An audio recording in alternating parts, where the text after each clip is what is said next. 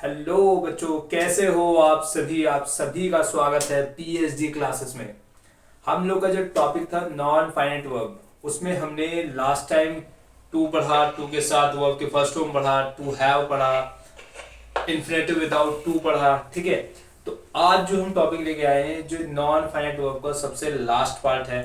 ठीक है, लेकिन इससे क्वेश्चन आपके काफी बनते हैं और इन क्वेश्चनों को खाली वही बच्चा लगाता है जिनको ये पता होता है कि क्वेश्चन आता कैसे है। ठीक है, तो चलिए आइए आपको मिलवाते हैं टॉपिक का नाम बताते हैं। क्या है टॉपिक, थोड़ा सा बताते हैं आपको। टॉपिक का नाम है परफेक्ट इन्फिनेटिव। क्या नाम है इसका? नाम है परफेक्ट इन्फिनेटिव, या हम इसको कभी कभी पैसिव इन्फिनेटिव बोलते हैं। क्या बोलते हैं? Passive infinitive. ठीक है, तो इसमें हम लोग पढ़ेंगे कि ये कैसे जो है सॉल्व किए जाते हैं, इससे क्वेश्चन कैसे पूछे जाते हैं। लेकिन इसे समझने से पहले हमें ये पढ़ना पड़ेगा जिसका नाम है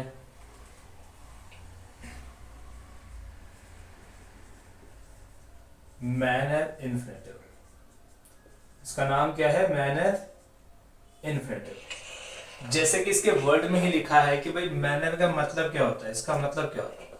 इसका मतलब ये होता है कि किसी भी चीज को सीखने का क्या बताता है? तरीका बताता है। मतलब यहाँ पे बात होती है एक प्रोसेस की। किसकी बात होती है? प्रोसेस की। ठीक है, तो जब भी इस प्रोसेस की बात होगी तो यहाँ पे यूज होता है हाउ के साथ टू प्लस वर्ब की फर्स्ट फॉर्म। और आप सभी को पता है कि जो हाउ है, ये हाउ हमेशा क्या बताता है? तरीके को बताता है। मतलब एक प्रोसेस बताता है कि इस काम को कैसे किया जाए। ठीक है, तो आप जब भी आप पढ़ेंगे मैनर इन्फिनेटिव तो उसमें आपको हाउ के साथ टू प्लस वर्ब के फर्स्ट फॉर्म का यूज करना ही चाहिए। अब कैसे इनका यूज किया जाता है, तो यहाँ पे इस बात को समझिएगा कि जब भी इससे क्वेश्चन आएगा कहीं ना कहीं किसी प्रोसेस को समझने की बात की जाएगी, किसी चीज को सीखने की बात की जाएगी, या किसी को कोई चीज सिखाने की बात की जाएगी। बात समझ में आ गई? और जब भी ऐसी कोई चीज आएगी आपको वहां पे हाउ के साथ टू प्लस वर्ब के फर्स्ट फॉर्म का यूज करना है। कैसे? जैसे मान लीजिए मैं एक क्वेश्चन देता हूं, मैंने बोला I don't know to solve the question. अब जैसे मान लीजिए मैंने बोला कि I don't know, I do not know to solve the question. अब यहां पे एक बात समझ में आती है कि मैं क्या नहीं जानता। मैं नहीं जानता सॉल्व द क्वेश्चन। तो क्या नहीं जानता? एक प्रोसेस नहीं जानता। तो जब एक प्रोसेस नहीं जानता हूं तो ये टू के साथ जो फर्स्ट फॉर्म दी गई है गलत है। आपको यहाँ पे बताना पड़ता है कि क्या नहीं जानता। तो यहाँ किसी अगर प्रोसेस की बात करते तो आपको लगाना पड़ता है कि हाउ के साथ टू प्लस वर्ब की फर्स्ट फॉर्म। मतलब आपको कहना पड़ेगा कि I don't know how to solve the question. क्या बोलना पड़ेगा? How to solve the question. बात समझ में आ गई? तो कहने का मतलब ये कि जब भी बात होगी किसी प्रोसेस की, किसी चीज को सीखने की, तो वहां पे आपको यूज करना पड़ेगा हाउ के साथ टू प्लस वर्ब की फर्स्ट फॉर्म, जो कि क्या है? आपका एक इन्फिनेटिव है। क्या है? इन्फिनेटिव है। उम्मीद है बात समझ में आ गई। जैसे मान लीजिए मैंने बोला द टीचर टीच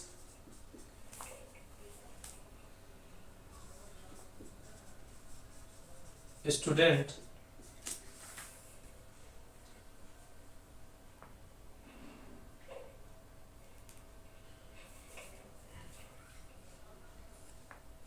चलिए ठीक है, ये कर देते हैं।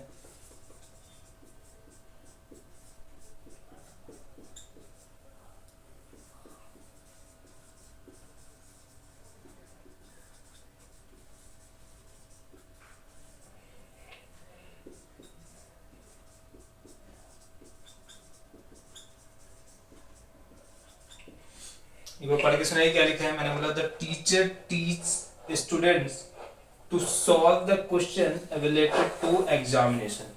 अब देख के बताइए क्या ये ठीक है। तो आपने कहा कि सर जब टीचर चीज सिखाते हैं, क्या सिखाते हैं, किसको सिखाते हैं, देखो किसको सिखाते हैं, होम का साउंड आता है तो जो भी मिलता है वो एक नाउन कहलाता है, ठीक है। तो इसको छोड़ दीजिए, प्रोसेस क्या है कि सिखाते क्या है, सॉल्व करना। अब सॉल्व करना मतलब यहाँ पे बात किसकी, एक प्रोसेस की, एक मेथड की है। तो आप ये कहिएगा the teacher teach to solve, नहीं how to solve, how to solve the question related to examination.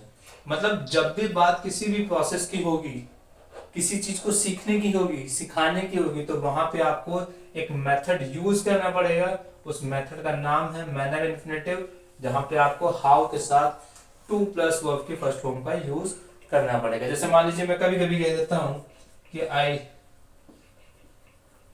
Still remember to operate computer. देख के बताइए क्या ये क्वेश्चन सही है, एक बार देख के बताइए क्या लिखा है। मैंने बोला I still remember to operate computer, क्या ये सही है, एक बार देख के बताए।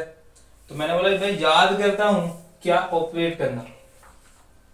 अब ये क्या नहीं कह सकता, क्योंकि ये प्रोसेस को बताता है। प्रोसेस क्या होता है कि भाई टू ऑपरेट तो गलत होगा, क्या कहना चाहिए, I still remember how to operate, ठीक है। तो क्वेश्चन क्या बनेगा, क्वेश्चन ये बनेगा कि I still remember how to operate computer. तो कहने का मतलब बस इतना ही है कि जब भी आप किसी प्रोसेस को सीखने की बात कहते हो या किसी तरीके को की बात कही जाती है, तो वहां पे जो है आप किसका यूज करते हैं, हाउ के साथ टू प्लस वर्ब की फर्स्ट फॉर्म का। उम्मीद है बात समझ में आ गई होगी। चलिए एक एग्जांपल और देता हूँ, उसी से समझते हैं, ठीक है।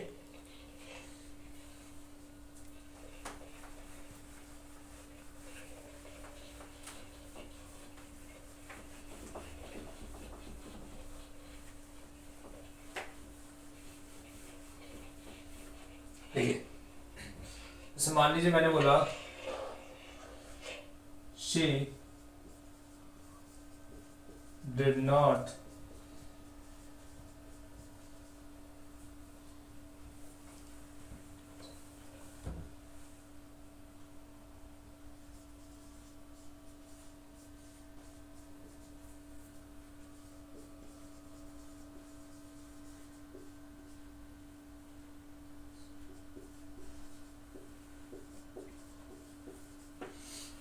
देख के बताइए क्या ये क्वेश्चन सही है। मैंने she did not teach her to cook some delicious food, क्या ये सही है, क्या ये सही है। तो आपने क्या कहा कि she did not teach, अब टीच है तो सर सिखाना है, क्या सिखाना है, प्रोसेस सिखाना है। तो प्रोसेस सिखाया जाएगा तो क्या बोलोगे, हाउ टू कुक, क्या आएगा, she did not teach how to cook, तो क्या होगा, ये टू जो कुक है ये क्या होगा, गलत होगा। तो यहाँ पे किसकी बात की गई है सर, एक प्रोसेस की बात की गई है, किसी चीज को सीखने के तरीके की बात की गई है। तो आपको बोलना पड़ेगा she did not teach how to, या हर ऑब्जेक्ट की तो आवश्यकता है ही नहीं, ठीक है। वैसे अगर लगा हुआ है तब भी कोई दिक्कत नहीं है, आप काटना मत, मैंने तो काट दिया यहाँ पे, काटना मत, ठीक है। तो मैंने बोला she did not teach her how to cook some delicious food। उम्मीद है बात समझ में आ गई होगी। जैसे कभी लैंग्वेज सीखने के लिए बात होती है, मैंने बोला do you know to speak French, कैसे ये देख के बताएं। तो आपने कहा वैसे do you know to speak, अब न जानते हो क्या बोलना। अब ये क्या है, ये क्या है, एक मेथड है, क्या do you know to speak French, तो क्या बोलोगे, सही है क्या गलत है। आपने कहा कि सर टू स्पीक नहीं होगा, क्या बोलना पड़ेगा, how to speak, how to speak French. उम्मीद है मेथड समझ में आ गया होगा, ठीक है। तो कहने का मतलब ये कि जब भी आप कोई मेथड सीखते हो, ठीक है, या सिखाते हो या किसी को बताते हो, तो आप किसका यूज करोगे सर, हाउ के साथ टू प्लस वर्ब की फर्स्ट फॉर्म का, जो क्या है एक क्या है, प्रोसेस सिखाता है जिसको बोलते हैं आप क्या, मैनर इन्फिनेटिव। बात समझ में आ गई? ठीक है। और जिनको ये भी बात समझ में नहीं आई है उन्हें मैं कुछ वर्ड बता देता हूँ। जैसे इन्हें कॉपी कीजिए, उसके बाद मैं कुछ वर्ड बताता हूँ, उसके बाद हमेशा आप टू के साथ वर्ब के फर्स्ट फॉर्म का ही यूज करेंगे। ठीक है, हटा देता हूँ इसे मैं, एक बार आप नोट कर लीजिए।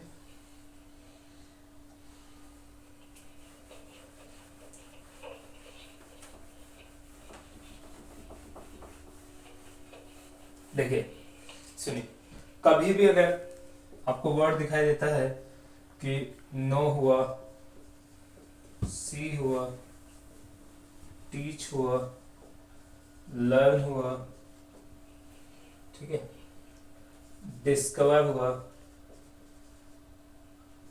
ऑब्जर्व हुआ, आस्क हुआ, इंक्वायरी हुआ, ठीक है, फॉरगेट हुआ, डिसाइड हुआ, तो ये जब भी वर्ड आएंगे, ये वर्ड जब भी आएंगे तो आप समझ जाइएगा कि ये सब कोई ना कोई क्या बताते हैं, प्रोसेस बताते हैं। मतलब किसी भी चीज को सीखने का तरीका बताएंगे।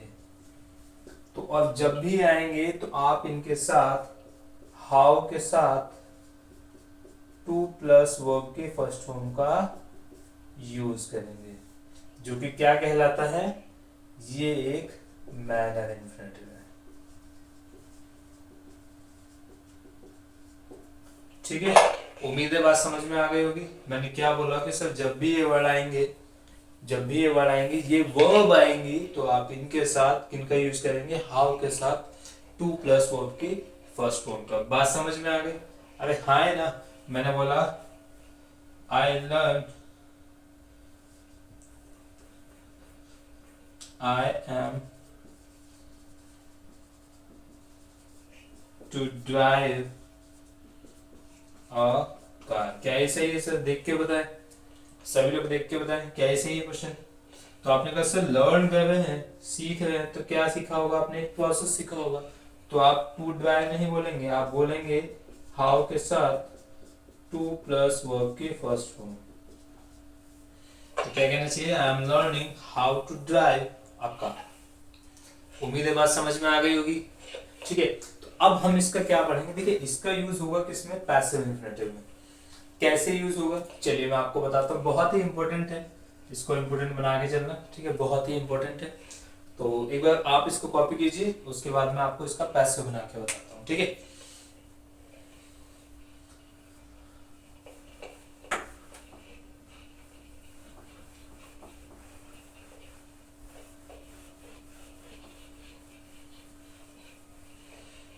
देखिए जब भी बात पैसिव की आती है तो क्या करना है। देखिए पहली बात तो इस बात को समझिए कि पैसिव का मतलब क्या होता है। पैसिव का मतलब क्या होता है, जैसे मान लीजिए मैंने कोई काम किया, मैंने बोला आई ईट द फूड, मैंने बोला आई ईट द फूड। तो यहाँ पे जो काम किया वो किसने किया, मैंने किया, मैं खाना खाता हूँ। बात समझ में आ गई। लेकिन पैसिव का मतलब होता है कि मैंने कोई काम हो जाए, मतलब किसी ने किया हो। मैंने बोला मैं खाना खाता हूँ, ये तो ठीक है, लेकिन खाना खाया जाता है, कोई तो खाएगा, खाना खाया जाता है। तो जो खाना खाया जाता है तो इसका मतलब हमने नहीं खाया, किसने खाया। तो वहां पे जो एक्शन होगा कैसा होगा, पैसिव वॉइस में होगा। समझ में आए? मैं आम तोड़ता हूं, तो मैंने काम किया, लेकिन आम तोड़ा जाता है, किसी ने किया, तो वहां पे क्या यूज होगा, पैसिव का यूज होगा। बात समझ में आ गई?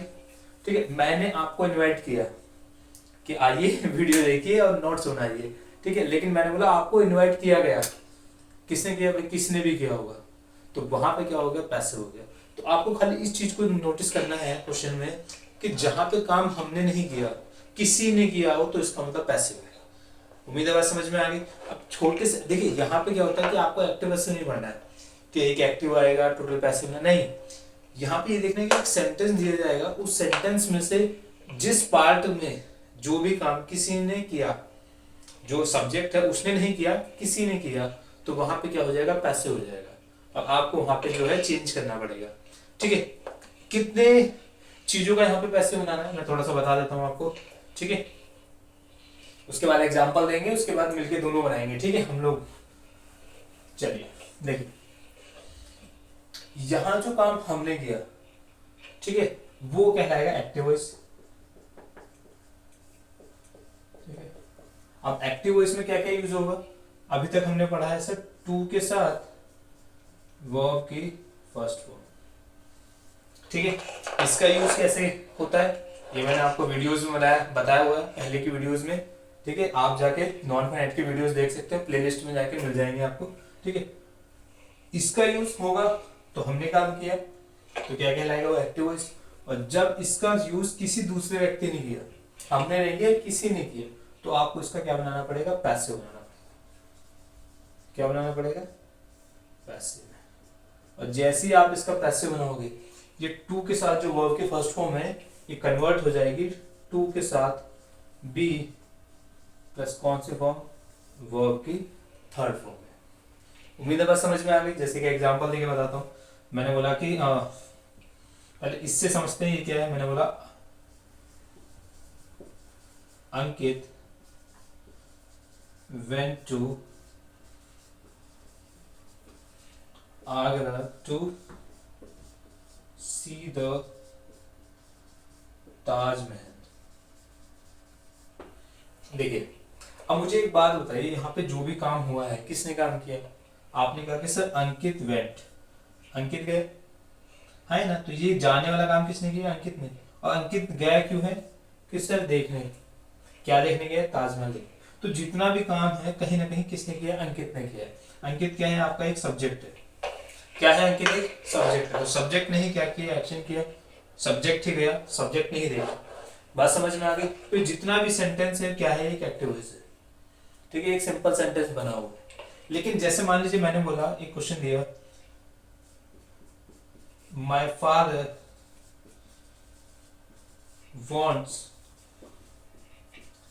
my mobile phone to repair। क्या देख के बताइए, क्या ये क्वेश्चन सही है, थोड़ा सा दिमाग लगाइए।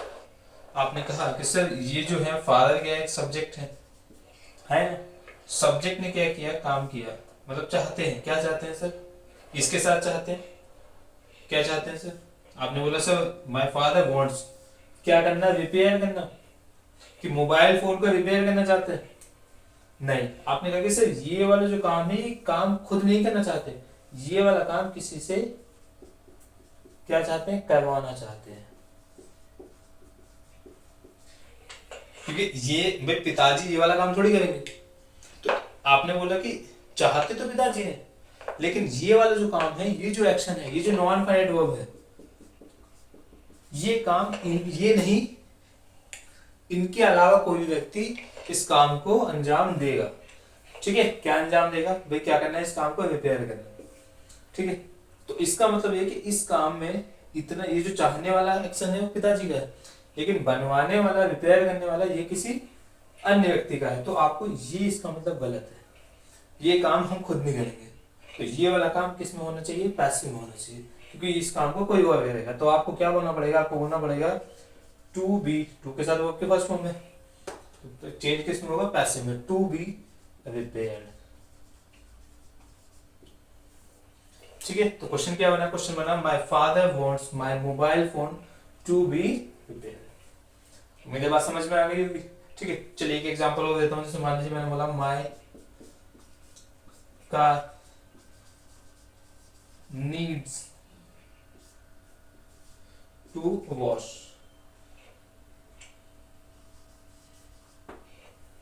सही है। अब my car needs, चलो ये तो ठीक है, लेकिन to wash भाई धोएगी खुद, मतलब ये जो सब्जेक्ट है गाड़ी, ये खुद एक्शन करेगी इस काम को। आपने कहा नहीं सर ये वाला काम तो कोई दूसरा आदमी करेगा। तो जब इसने ये वाला काम नहीं किया, भाई ये सब ये नॉन लिविंग एक्शन थोड़ी करती है, तो इसका मतलब क्या होगा, ये बनेगा पैसिव में, टू बी वॉश्ड। बात समझ में आ गई। चलिए अभी मैं आपको इतने एग्जांपल दूंगा कि आपको जो है ये जो मेथड है वो बिल्कुल समझ में आ जाएगा। ठीक है, और इसके अच्छे से नोट्स बनाना।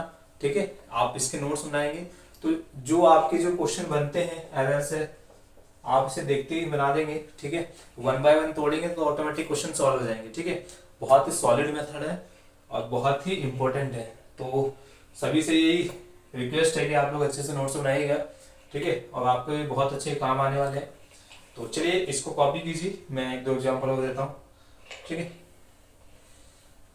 हट जाता हूँ, हो गया।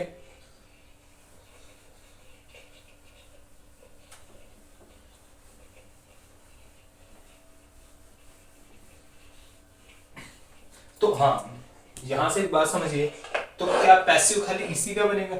नहीं, ये इसके मैंने अभी एक ही मेथड बताया, इसके दो तीन एग्जांपल दिए। बाकी हम किस किस चीज का पैसिव बनाना है यहाँ पे समझिए।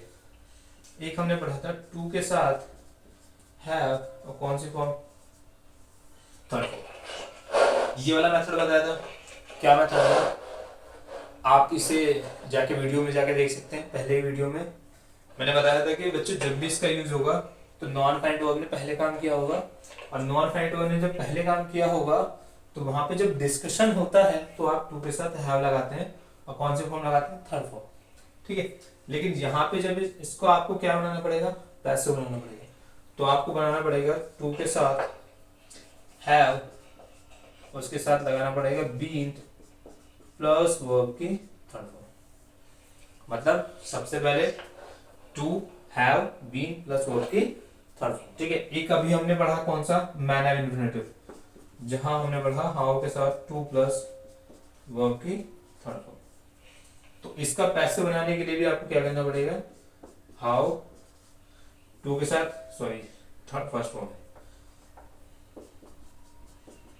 हाउ के साथ टू बी प्लस कौन सी फॉर्म, थर्ड फॉर्म। तो कहीं ना कहीं आपको ये तीनों मेथड जो है, ये जो आपने सीखे हैं, इन तीनों का यूज करना पड़ेगा किस चीज में, पैसिव। बात समझ में आ गई? जैसे अब देखिए मैं एक एग्जांपल देता हूँ। मैंने बोला सम प्रॉब्लम्स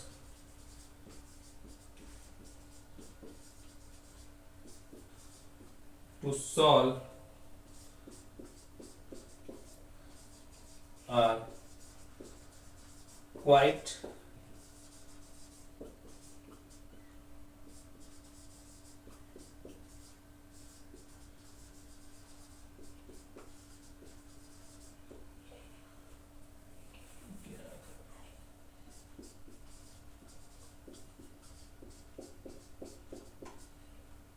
देखते होता है। मैंने बोला some problems how to solve are quite difficult to understand. क्या ये क्वेश्चन सही है? देखते होता है, बताएं। तो आपने कहा कि सर सम प्रॉब्लम्स है, प्रॉब्लम्स को सॉल्व करना है, तो ये एक प्रोसेस हो गया, एक मेथड है ना। Are quite difficult to understand, ये थोड़ा मुश्किल है समझना कि कुछ समस्याओं को कैसे सॉल्व करना है। सॉल्व करना है, सॉल्व करवाना है। अब ये समस्या जो है, ये सब्जेक्ट है, इस काम को अंजाम ये खुद तो नहीं देगा, तो इस काम को अंजाम कौन देगा, कोई तो देगा। हाउ टू सॉल्व तो नहीं होगा, तो क्या कहेंगे सर, ये पैसिव में होगा। आपको बोलना पड़ेगा हाउ टू बी सॉल्व, मतलब सम प्रॉब्लम्स, ये हमने बोला है। ठीक है, लेकिन यहाँ पे हम सब्जेक्ट तो नहीं है, यहाँ तो समस्याओं की बात है। समस्याओं को क्या करना है, सॉल्व करवाना है, और वो मुश्किल है, डिफिकल्ट हमें समझने के लिए। तो क्या मैंने some problems how to be solve quite difficult to understand. ठीक है, बात समझ में आ रही है? चलिए एक दो एग्जांपल और देके बताता हूँ। यहाँ थोड़ा सा मुझे जगह कम लग रही है, इसको हटा देता हूँ। उम्मीद है कॉपी किया होगा आप लोगों ने।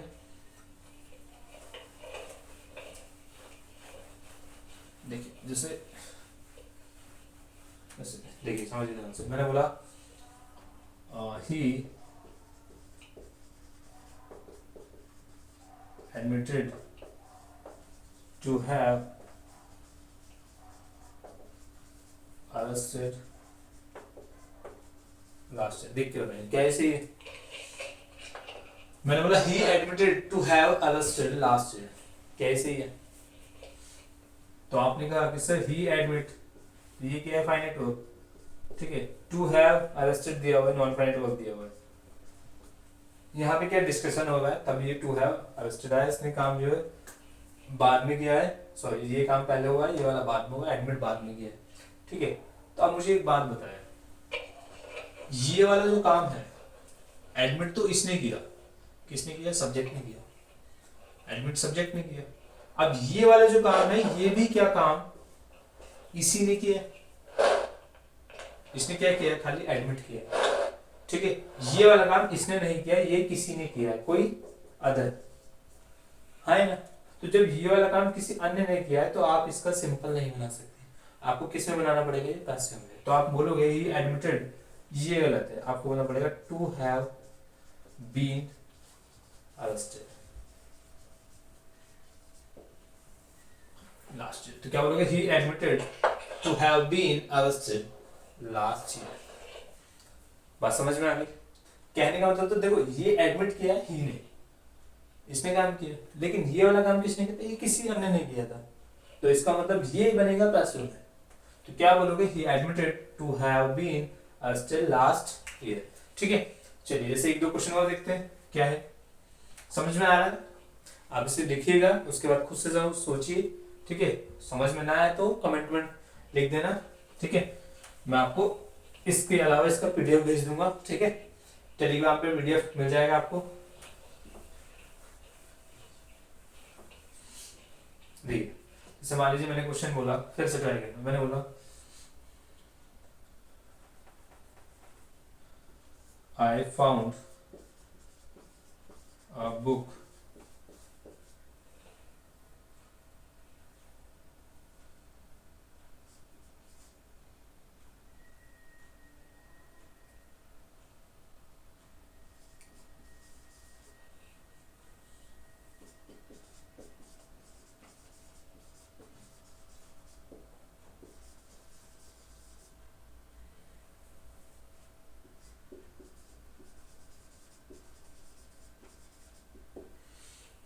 देख के बताएं क्या ये सही है, क्वेश्चन है, देख के बताएं सभी लोग क्या ये सही है,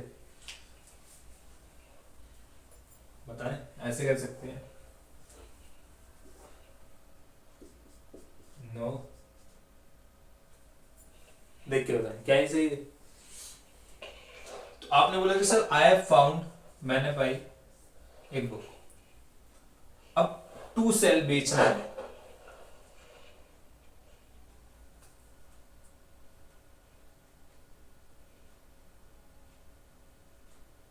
देख के बताएं कैसे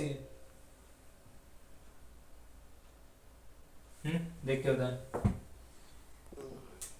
देखिए सही है। तो यहाँ पे क्या है कि मैंने बोला आई फाउंड ए बुक, अब टू सेल, तो इस काम को अंजाम यही देगा, इन ट्रेड फेयर जो हुआ था, कहीं ना कहीं इसमें कुछ गड़बड़ है, यहाँ पे पास्ट में बनाया, ये इसने जो है सिंपल प्रेजेंट में है, मतलब नॉन फाइनाइट वर्ब है, तो एक्शन जो है जब फ्यूचर में होगा तभी लगा सकते हैं, लेकिन यहाँ पे इसने हैड लिख दिया, तो सही है क्या। अगर मैं इस क्वेश्चन को ऐसे कर दूं थोड़ा सा, देखिए मैंने बोला I found a book that was to sell in trade fair held, ये यहाँ ना होके यहाँ होना चाहिए, मुंबई, देख के बताएं कैसे ये। अब देखिए क्योंकि ये भी पास्ट में हो गया, ये भी पास्ट में है, और अब ये भी पास्ट में, जब एक काम पास्ट में हुआ है तो सभी काम पास्ट में होने चाहिए, तो देख के बताएं कैसे ये। अब आपने बोला कि यार आई फाउंड, मैंने पाई एक book that was to sell, अब पास्ट में हमें एक बुक मिली जो बेची जानी थी, किसमें, ट्रेड फेयर में, जो कहाँ हुआ था, मुंबई में। अब यहाँ पे जो काम होना है, जो बेची जानी थी, इसने तो नहीं किया, इसने तो भाई, इसे तो बुक मिली, ये काम किसी को करना था, तो इसका मतलब कहाँ गड़बड़ है, आपने कहा सर इस पार्ट में गड़बड़ है, आपको बोलना चाहिए था that was to be sold, जो बेची जानी थी, अब बेचता कौन, कोई तो बेचता, तो इसलिए ये वाला जो हिस्सा होगा ना, ये आपका किसमें बनना चाहिए, पैसिव में बनना चाहिए, ठीक है। जैसे मान लीजिए मैं इस क्वेश्चन को ऐसे लिखता हूँ, इसे नहीं दूसरा क्वेश्चन ले लेता हूँ, मैंने बोला the book how to right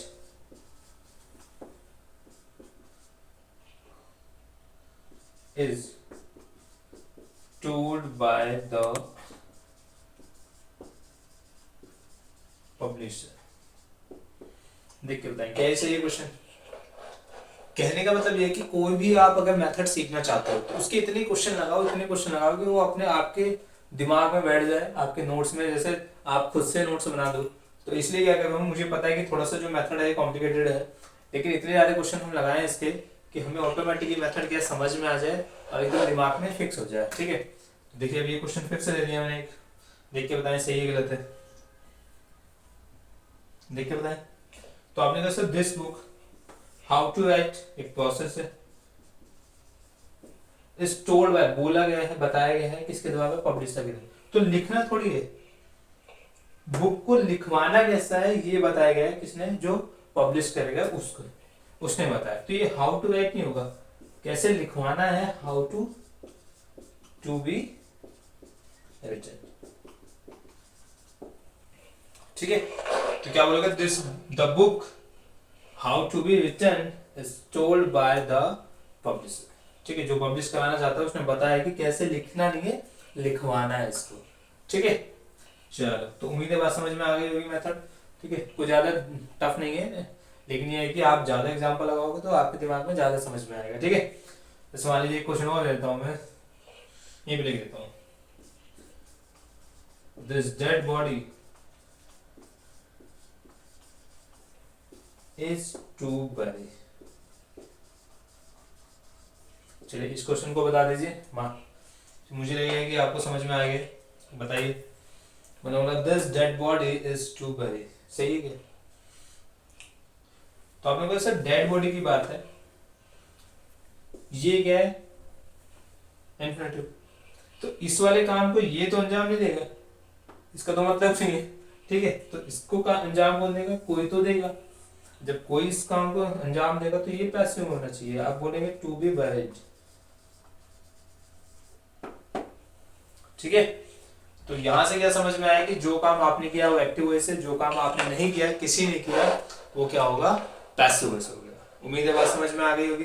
ठीक है, यहां से चलिए एक छोटा सा मेथड और बनता है, मैं आपको वो भी बता देता हूँ। ठीक है, उसके बाद इस इन्फिनेटिव को लगाम लगाएंगे इस पे। ठीक है, चलिए हटा देता हूँ।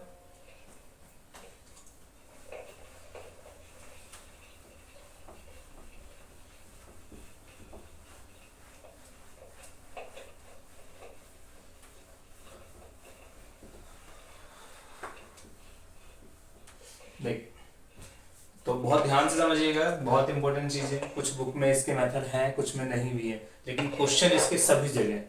ठीक है, तो इसीलिए मैं आप लोगों से रिक्वेस्ट कर रहा हूँ कि इसको जो है अच्छे से नोट्स बनाइएगा।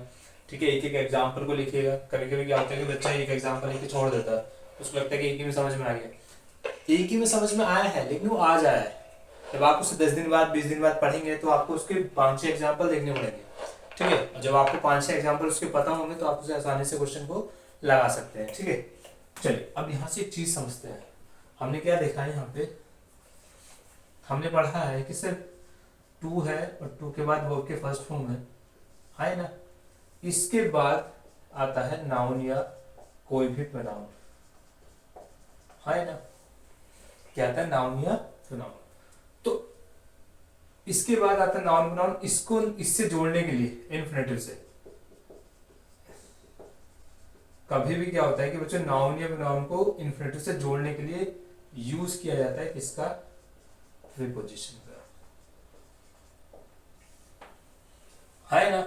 जैसे मान लो मैंने बोला I don't like beat him with stick.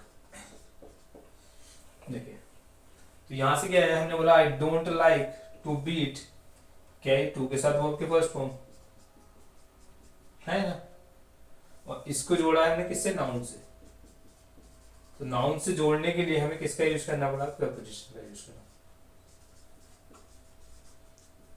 किसका यूज किया, प्रपोजिशन का, है ना। मैंने बोला I don't like to beat him with stick. ठीक है, तो हमने कहीं ना कहीं हमने ये देखा है कि हम जो है जब इसको इसके साथ जोड़ते हैं तो किसका यूज किया जाता है, प्रपोजिशन का। ठीक है, लेकिन ये मेथड हमने अभी तक पढ़ा है, ये हम इस टॉपिक में भी पढ़ते हैं प्रिपरेशन में, लेकिन यहाँ पे थोड़ा सा उल्टा है। यहाँ पे क्या उल्टा है समझिएगा, यहाँ पे कभी कभी क्या होता है कि आपको कोई भी नाउन या कोई भी प्रोनाउन पहले दे दिया जाता है, मतलब चाहे तो नाउन हो चाहे प्रोनाउन हो, क्या दिया जाता है, पहले दिया जाता है, और इसके बाद लगता है टू के साथ वर्ब की फर्स्ट फॉर्म। क्या लगता है, टू के साथ वर्ब की फर्स्ट फॉर्म, मतलब पहले ही आ जाएगा। इसको लिखिए रूल नंबर 1, ठीक है, और ये क्या है, रूल 2। इसके साथ इसको दिया जाता है, ठीक है। जैसे मान लीजिए मैंने बोला आई हैव अ बुक, किस चीज के लिए, टू रीड। मैंने बोला I have a book, book क्या है, नाउन है, नाउन के साथ क्या दिया है, इन्फिनेटिव, ठीक है। और ये क्वेश्चन क्या माना जाता है, सही माना जाता है, ठीक है। तो हमने क्या सीखा है कि पहले हमें ये दिया जाता था और इसे जोड़ने के लिए हम किसका यूज किए, प्रीपोजिशन का। लेकिन अब क्या किया कि नाउन और प्रोनाउन पहले मिलेगा आपको, ठीक है, उसके बाद क्या मिलेगा, इन्फिनेटिव टू। और यहाँ पे इसको, ये जो नॉन फाइनाइट वर्ब है, क्या दे रहा है, इसको इंफॉर्मेशन दे रहा है, मतलब क्वालिफाई कर रहा है इसको। इसने इनको क्वालिफाई किया, क्वालिफाई का मतलब होता है इन्फॉर्मेशन देना। किसकी इन्फॉर्मेशन देना, नाउन की इन्फॉर्मेशन देना या प्रोनाउन की इन्फॉर्मेशन देना। तो यहाँ पे काम करता है एज ए एडजेक्टिव। कैसे काम करता है, एज ए एडजेक्टिव। ये क्या बन जाता है, एक एडजेक्टिव बन जाता है। जैसे मान लीजिए मैंने बोला आई हैव बुक, बुक है किस चीज के लिए, पढ़ने के लिए, तो इसकी इन्फॉर्मेशन क्या, पढ़ना, भाई किस लिए, पढ़ने के लिए, ठीक है। तो यहाँ पे ये कहीं ना कहीं इसकी इन्फॉर्मेशन है, तो ये कैसे काम करेगा, एज ए एडजेक्टिव, है क्या, इन्फिनेटिव। तो यहाँ पे क्या होता है, मैं ये समझाना चाहता हूँ कि यहाँ पे क्या होता है कि जब भी आप एक प्रोसेस की बात करना चाहते हो, किसकी बात करना चाहते हो, प्रोसेस की, किसी चीज को सीखने की, तो आप यहाँ पे एक प्रपोजिशन लगा सकते हो। लगा सकते हो नहीं, मतलब आपको लगानी ही पड़ेगी, ठीक है। जैसे मान लीजिए मैंने बोला, क्या कहना चाहता हूँ मैं, जैसे मान लीजिए मैं यहाँ एक एग्जांपल दे देता हूँ, दिखाई दे रहा होगा आपको, ठीक है। मैंने बोला I have no house to live. देखिए मैंने बोला आई हैव नो हाउस, ये क्या है सर, नाउन है, क्या ये नाउन है। इसको बताने के लिए किसका यूज किया गया, इन्फिनेटिव का। नॉन फाइनाइट वर्ब है ना, या इन्फिनेटिव कह सकते हो। अब ये नाउन को बताने के लिए किसका यूज किया गया, इन्फिनेटिव का। अब यहाँ पे लिव का मतलब क्या है, लिव एक प्रोसेस है, तो आपको यहाँ पे प्रपोजिशन लगानी पड़ेगी, तभी क्वेश्चन क्या होगा, सही होगा। आपको बोलना पड़ेगा I have no house to live in, live in, तभी क्वेश्चन आपका क्या होगा, सही होगा। बात समझ में आ गई। जैसे मान लीजिए एक बार इसको कॉपी कीजिए, थोड़ी जगह दीजिए, ठीक है। एक एग्जांपल और देके बताता हूँ, हटा दे, हटा दे।